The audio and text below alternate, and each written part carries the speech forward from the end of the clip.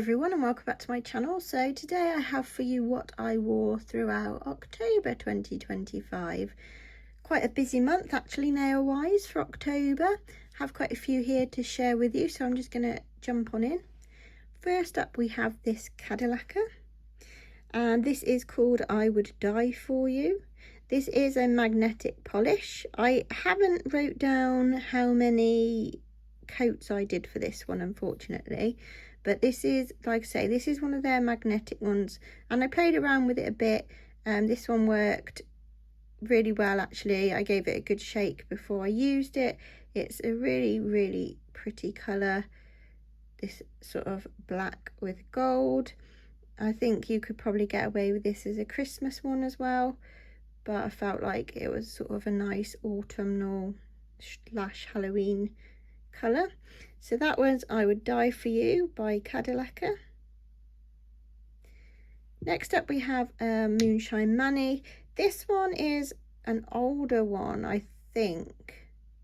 I can't see I think this was possibly sent to me from Louise, Loopy Frog. It's called Love at First Bite, and I think it's a Swatch Fest exclusive, but I can't see a date on there, so I'm not sure when. It's sort of like, it's like a pinky burgundy red, but it's got these little glitters in there. There are a couple of the strand glitters. There's some holographic glitters. There is a lot of these bigger red ones, but they have sunken to the bottom. I did have trouble with this on, I have had trouble with this on a couple of polishes, and I think I try shaking them, but then I think what I'm going to do is I'm going to get an orange stick and perhaps try and give them a bit of a mix up just to get it going again, because it was still fine. Again, I've not been very good. I wasn't very good through October at writing down how many coats, so I should say they're all generally probably 3 coats. So that was Love at First Bite from Moonshine Manny. Then we have a very old favourite, and this is B Plus from 90. Amanda did, Nail Polish Hound did sort of mention it, I think, so that really made me want to get it out again. The formula has gone a little bit thicker, but then it is packed with glitter, so I'm not surprised, but it definitely, I think, will be quite easy to revive. As you can see, there's quite a fill line on this one, which makes me sad, but at the same time, it's sort of, you want to wear them before they do go too clumpy that you can't save them, so it's always very difficult. But this is such a lovely polish, and I really wish she was making polishes and that this would be one that was always there to buy. So that's B Plus from 90 Lacquer, which if you haven't heard of it, it is by JessFace90, who is on YouTube. I don't think her videos are as often as they used to be, but I still think she puts them out now and again. I'm not sure. I'd have to check on that. So next up, the Manny I did used a few polishes. So as a base, I chose this sort of Halloweeny orange, and this is called Tutti Frutti.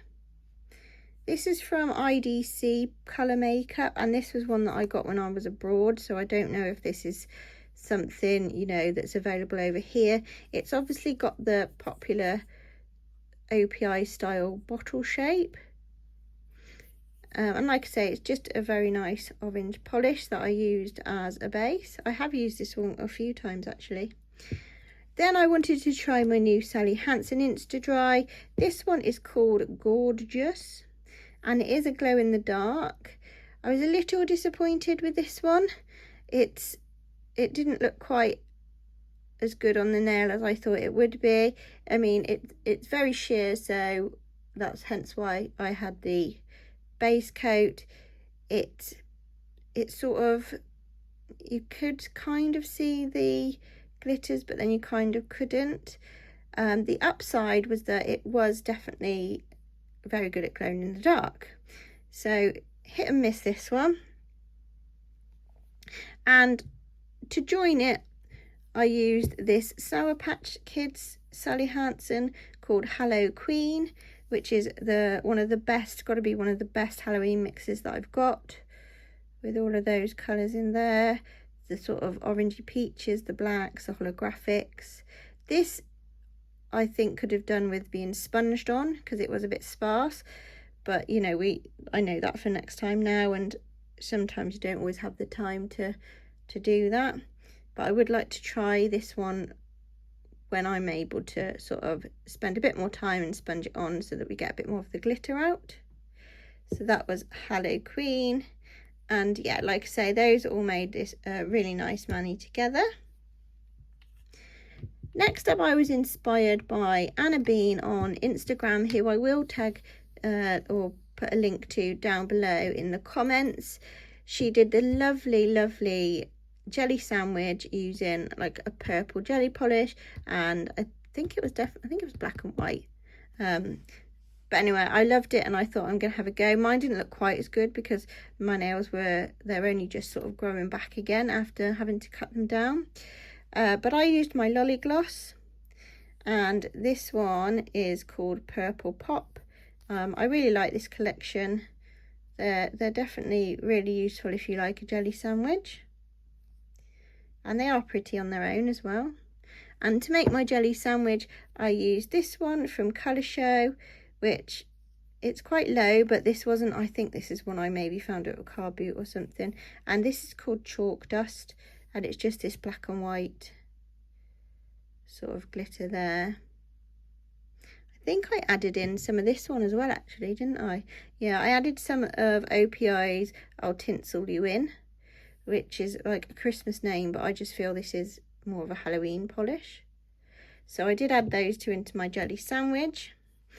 And then I'll keep this one out because the next mani I did after doing my toppers video, which again I'll perhaps put that at the end of this video, it's one I did recently, a Halloween toppers.